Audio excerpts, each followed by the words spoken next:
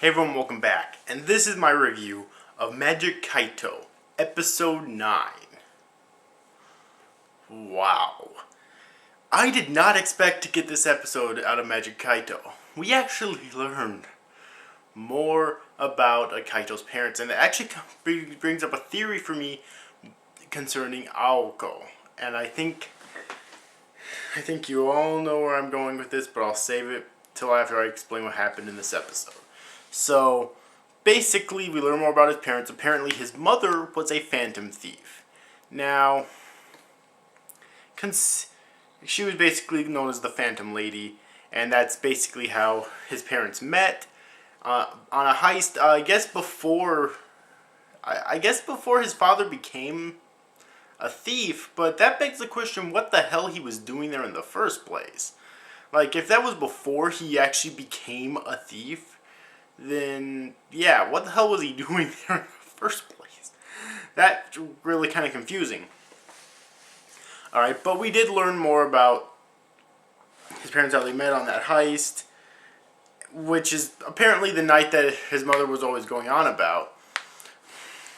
Alright, which is very interesting, and I guess some people may have clued in on it.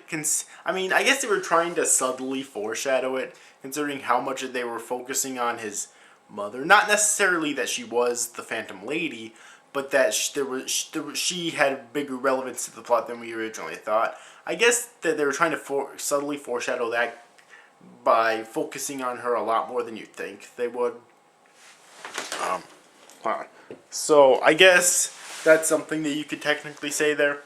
Alright, but I didn't catch it myself. Alright. And also, if you remember from a few episodes ago, those guys that confronted Kaito Kid that were in like silhouette and whatnot, I can't be for sure, but I think that might actually be these people. So yeah, we at least know who our villains are now. Okay.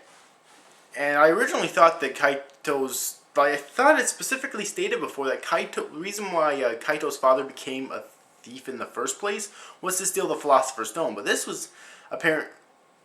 this heist right here was apparently the one where he became a thief, which was before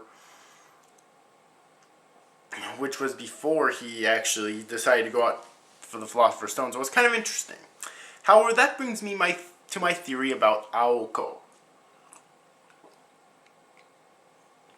Why do I have the feeling that Aoko's gonna become the next Phantom Lady later on in the series?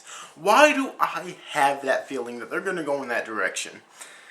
It's because I've watched way too many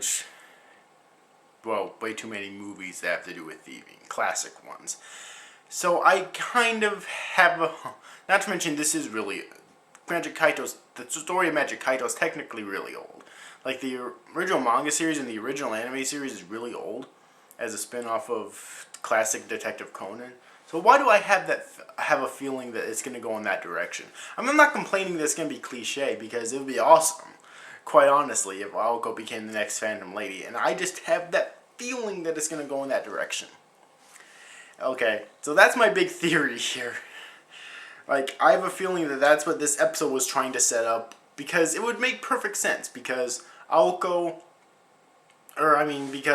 parents were obviously in love, and they were thieves together.